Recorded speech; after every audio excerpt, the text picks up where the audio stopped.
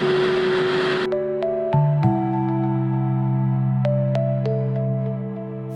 quién se le ocurre ponerse a grabar con semejante calor?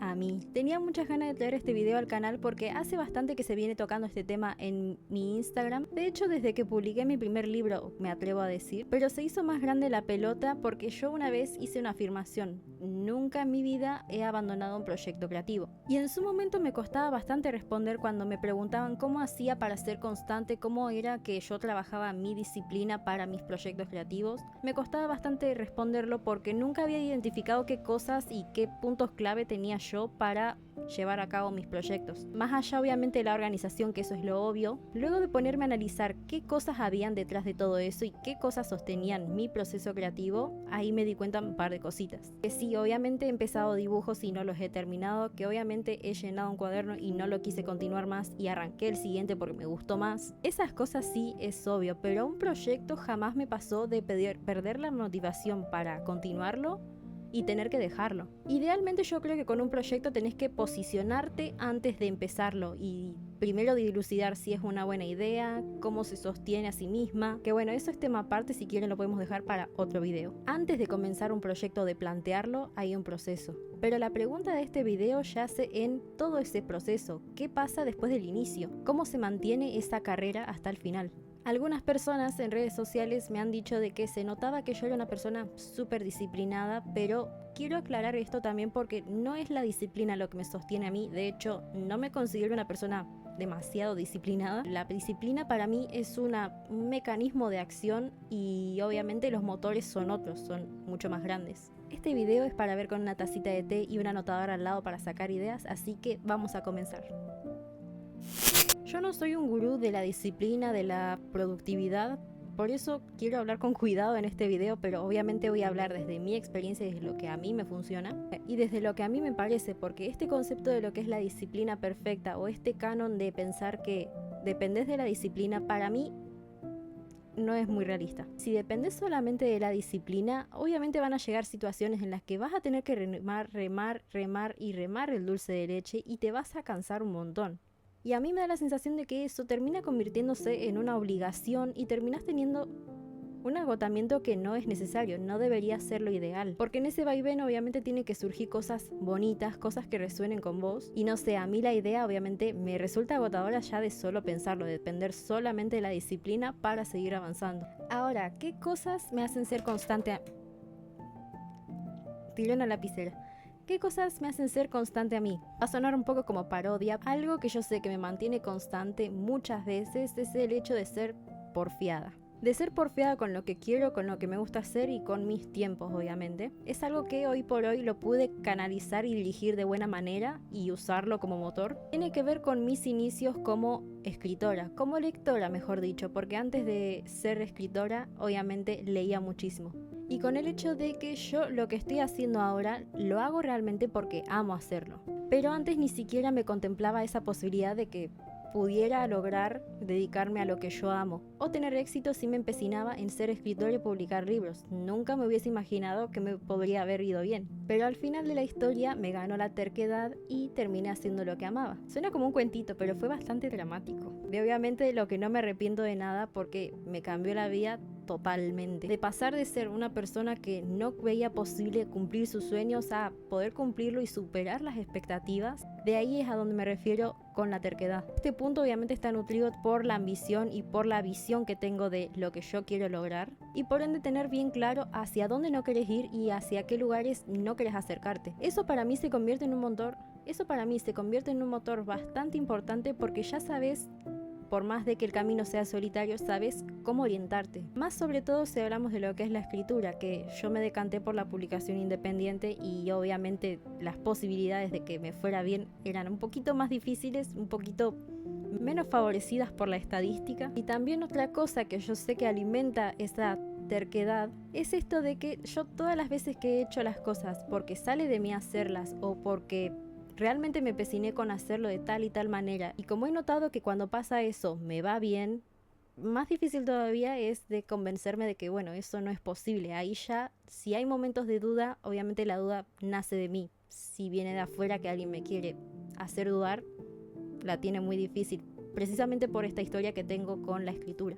Este punto lo podríamos resumir como el punto de inicio y la brújula interna. Y ojo, este punto va muy de la mano con lo que al final es la organización, la planificación, la esquematización y por ende después la disciplina. En mi caso no tiene tanto que ver con adaptarme a una estructura de organización, sino que esa organización se adapte a cómo yo soy. Porque es eso luego lo que me da empuje. Si a mí me sacan las agendas o las libretas para organizarme, bueno, igualmente tengo otra fuerza de empuje para no depender de solamente de eso. Otra cosa muy importante que me ayuda a ser constante es el hecho de cuidar mi proceso creativo. Tener medidas de cuidado y sitios o maneras de amparo cuando estoy muy saturada, porque hoy en día es muy fácil saturarse obviamente. Si no cuidamos el ruido que tenemos alrededor, obviamente ese ruido nos va a perjudicar al momento de producir cosas. Este es un paso que me lo empecé a tomar mucho más en serio estos últimos meses y vaya que se notó el resultado.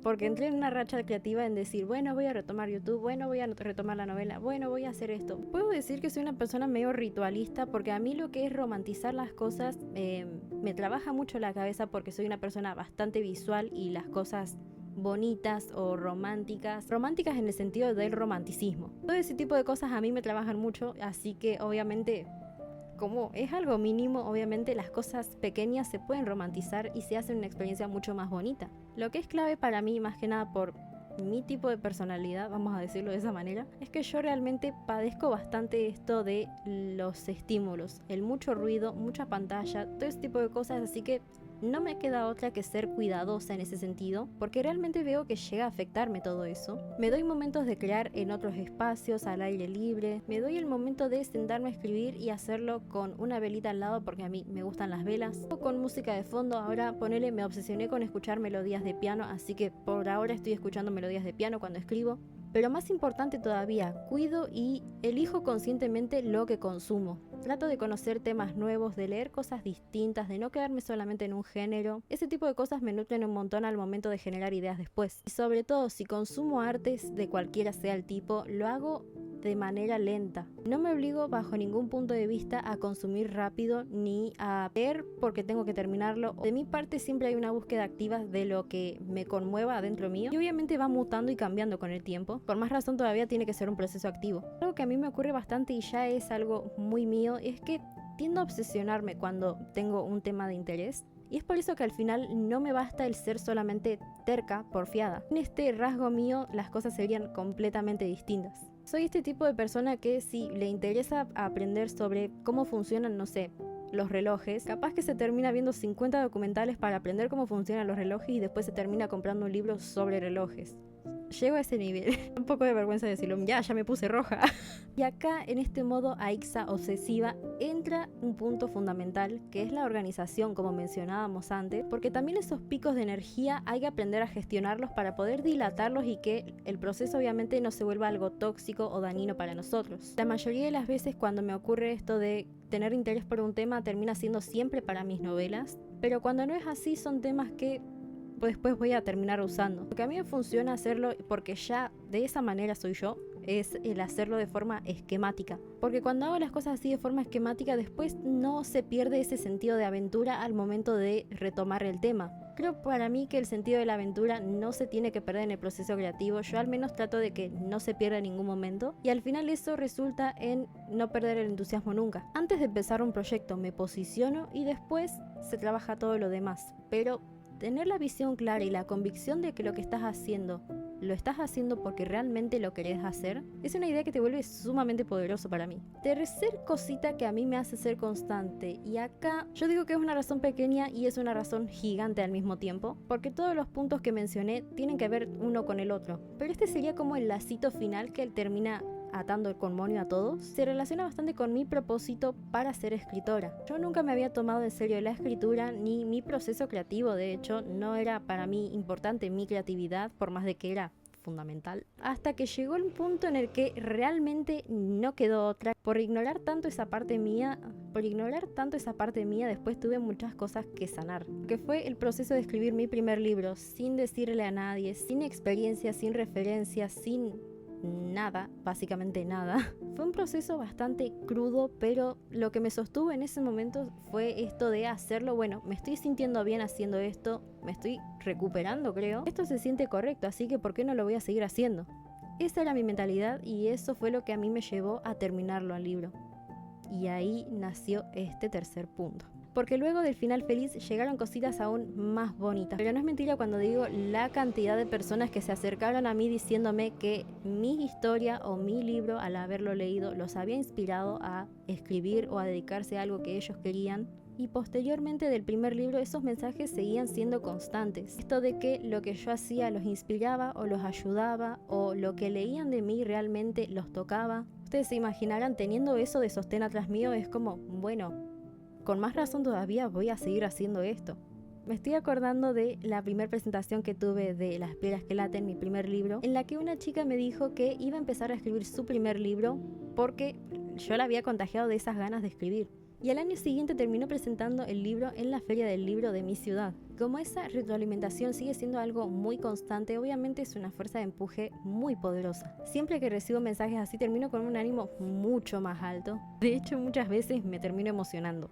Muchas veces he leído cosas o he escuchado personas hablar sobre la disciplina y la constancia y me ha chocado un montón. Para mí, la constancia sin consistencia se convierte al final en una obligación. No termina nutriendo tu proceso creativo, termina siendo una carga. No creo que la constancia sea un talento ni una cosa que solo unos pocos valientes resisten, porque para mí es un asunto de coherencia y tiene que ver con el diálogo que vos tenés con vos mismo. Y obviamente con las cosas que sembrás a raíz de ese diálogo. Si ese diálogo es coherente, se transforma en un mecanismo de acción que va a tener su propia fuerza de empuje. Por eso sostengo que la disciplina no es lo que me termina sosteniendo a mí. Disciplina es un detalle que hace a mi proceso creativo. Aún en esos días en donde no hay ganas de hacer o no hay motivación, porque obviamente eso me pasa, bajo ningún punto de vista se me ocurre pensar en dejar o en abandonar o bueno, lo tomo como algo que es parte del proceso. Ni siquiera lo asumo como un día malo para la creatividad. La creatividad no es algo lineal y al no ser lineal obviamente hay que gestionarla. No tengo la disciplina perfecta, pero tengo impulsos muy grandes que me sostienen al final. Gente, hemos llegado al final de este video, espero de corazón que les haya gustado o que les haya servido. Si es así, los invito a dar me gusta y a suscribirse al canal si quieren ver más videos así. De este lado voy a dejar mis redes sociales y por acá los posibles próximos videos del canal, que uno es el que mencionábamos hoy. Así que, sin más que decir, nos vemos en la próxima. ¡Feliz año nuevo! ¡Chao!